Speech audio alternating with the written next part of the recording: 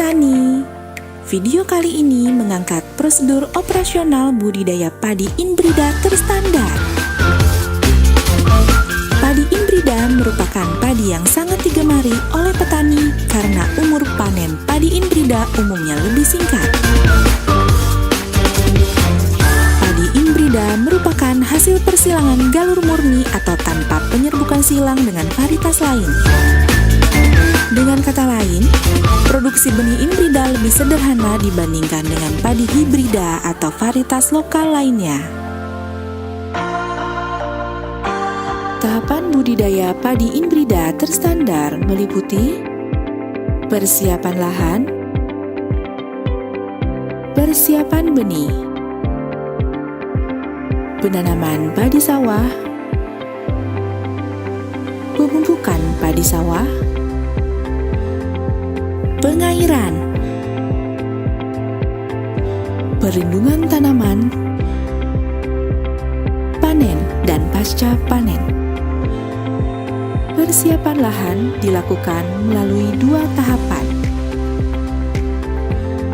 Langkah pertama dari persiapan lahan adalah dengan melakukan pengambilan sampel tanah dari 4 titik di lahan dengan menggunakan bor tanah atau soil profiler dengan kedalaman kurang lebih 20 cm atau sedalam lapisan olah.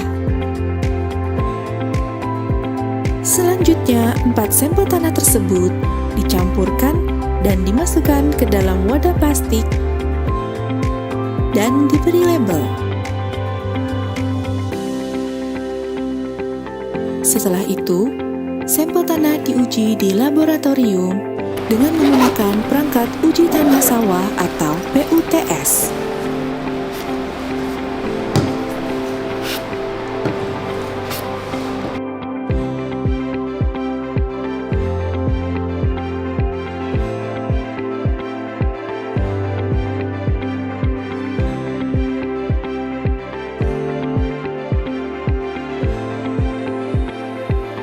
Larutan pereaksi PUTS digunakan untuk menganalisis kandungan unsur hara tanah meliputi nitrogen, fosfor, kalium, dan pH tanah.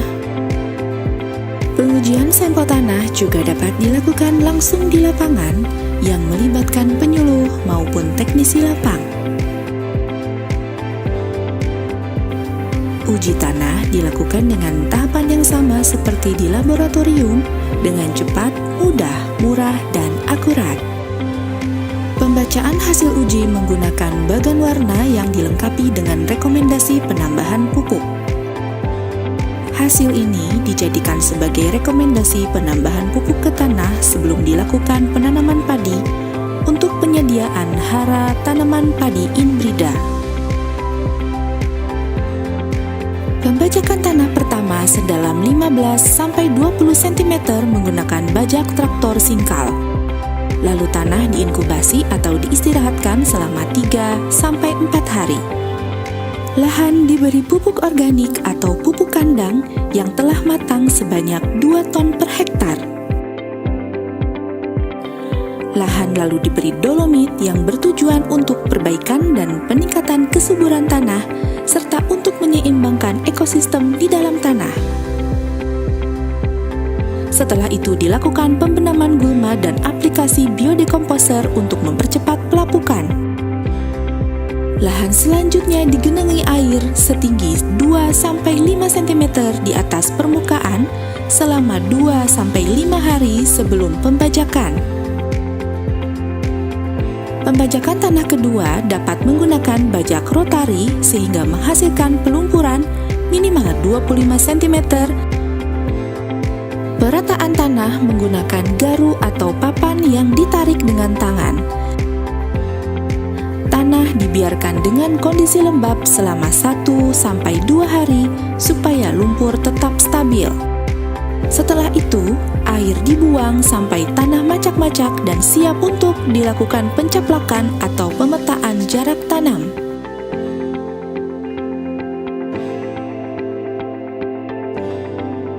Persiapan benih dilakukan melalui beberapa tahapan, di antaranya adalah Pemilihan benih menggunakan benih terstandar atau bersertifikat yang dapat diperoleh di UPPS, BSIP seluruh Indonesia sesuai dengan kebutuhan.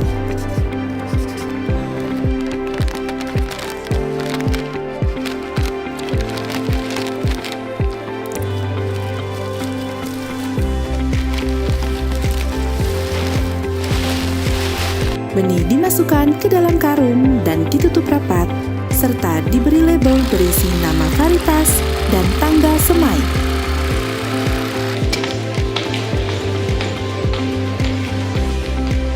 Kemudian benih direndam selama 48 jam, lalu diperam minimal selama 1 kali 24 jam hingga muncul kecambah. Setelah benih ditiriskan, kemudian benih dicampur dengan agensi hayati sebagai seed treatment agar memberikan efek patogenik dan mampu menghasilkan fitohormon untuk selanjutnya siap disemaikan di lahan.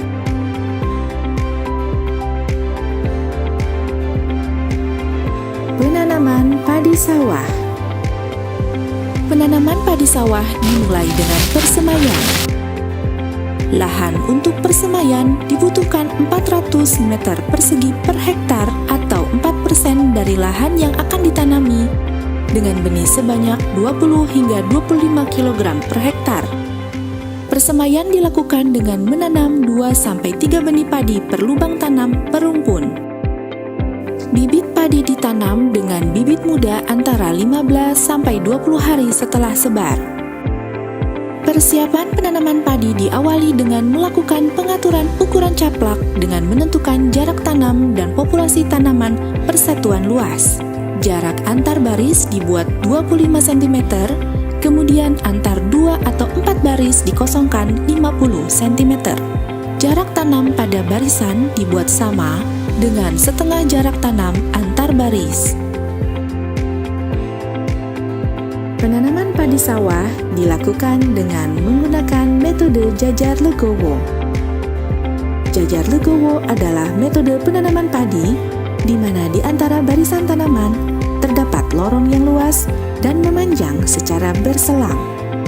Keuntungan metode ini adalah untuk memperoleh produktivitas yang optimal, mengurangi persaingan antar tanaman, memudahkan akses untuk perawatan dan panen, serta efisiensi dalam penggunaan air dan pupuk.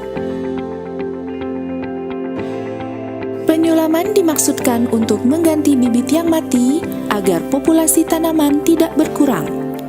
Penyulaman dilakukan seawal mungkin atau sekitar umur 5-7 hari setelah tanam agar pertumbuhan tanaman sulaman tetap baik. Penyulaman dilakukan sebelum pupuk dasar, pupuk tunggal, serta pupuk majemuk.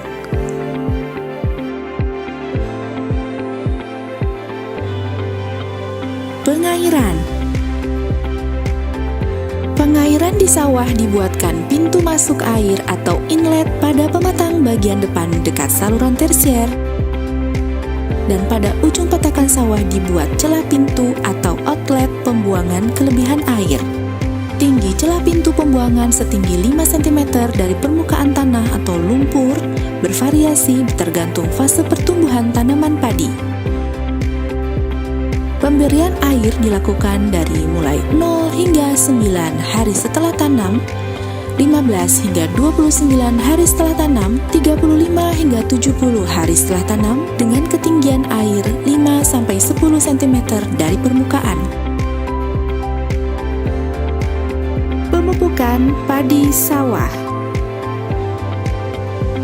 Prinsip aplikasi pupuk adalah mengoptimalkan pemanfaatan hara dari dalam tanah maupun yang berasal dari pupuk secara efektif dan efisien. Pemupukan dilakukan dengan 2 tahapan, yaitu pemupukan dasar dan pemupukan susulan. Pemupukan dilakukan secara teratur dan sesuai dengan dosis yang dianjurkan untuk memastikan tanaman padi tumbuh dengan optimal. Berikut adalah rincian rata-rata dosis dan waktu pemupukan yang sesuai dengan standar penanaman padi hibrida sawah irigasi. Pemberian pupuk dapat juga menggunakan Permentan 13 tahun 2022 yang berisi rincian dosis pupuk N, P, dan K untuk tanaman padi pada lahan sawah spesifik lokasi per kecamatan. Perlindungan tanaman. Perlindungan tanaman padi disesuaikan dengan kondisi lahan dan varietas padi yang ditanam. Pengamatan dilakukan terhadap tanaman secara berkala dan pengendalian dengan cara yang aman serta sesuai dengan dosis yang dianjurkan untuk memastikan tanaman padi tumbuh dengan optimal. Penyiangan gulma dapat dilakukan dengan dua cara, yaitu penyiangan manual, penyiangan dengan gasrok. Pembasmian hama seperti wereng dapat menggunakan light trap. Penyemprotan atau penyebaran pestisida kontak dilakukan di pagi hari pada pukul 6 hingga 9 pagi untuk membasmi wereng dewasa. Pada area lahan persemaian di wilayah endemis tikus atau ketika musim tikus populasinya meningkat, perlu pemasangan Linear Trap Barrier System (LTBS) atau pagar yang dilengkapi dengan bubu perangkap tikus. LTBS dipasang dengan ketinggian patok 120 cm, kedalaman 20 cm, dan plastik setinggi 100 cm dengan ketinggian 80 cm dan kedalaman 20 cm.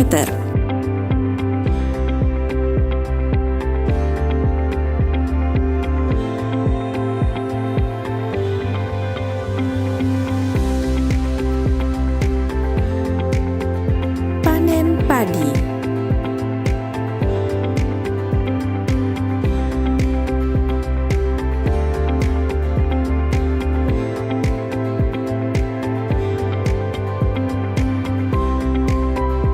Panen padi dapat dilakukan dengan menggunakan metode konvensional dengan power thresher,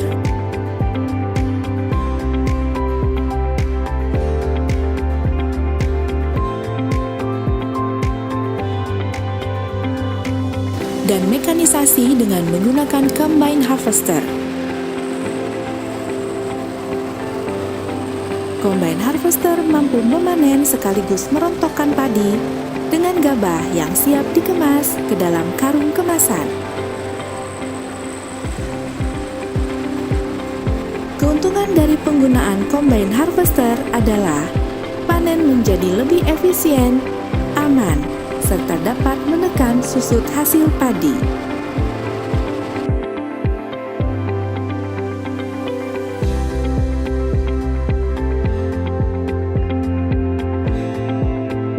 Pasca panen padi terdiri dari beberapa tahapan, yaitu pengumpulan, pengeringan, sortasi, penggilingan, pengemasan, dan penyimpanan. Pengeringan dapat dilakukan di bawah sinar matahari langsung atau dengan mesin pengering. Penjemuran sebaiknya beralas terpal dengan tebal lapisan gabah 5-7 cm dan dilakukan pembalikan setiap 2 jam sekali. Penjemuran dihentikan dengan kadar air gabah mencapai 14% atau gabah kering giling.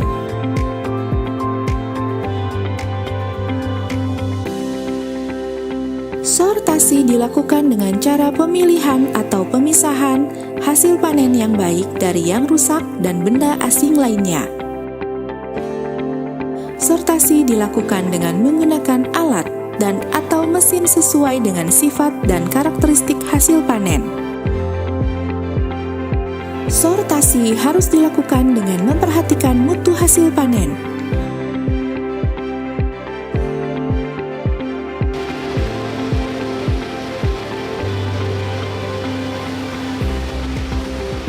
Penggilingan padi dilakukan melalui 2 tahap, yaitu pengupasan kulit gabah menjadi beras pecah kulit dan penyosohan beras pecah kulit menjadi beras sosoh.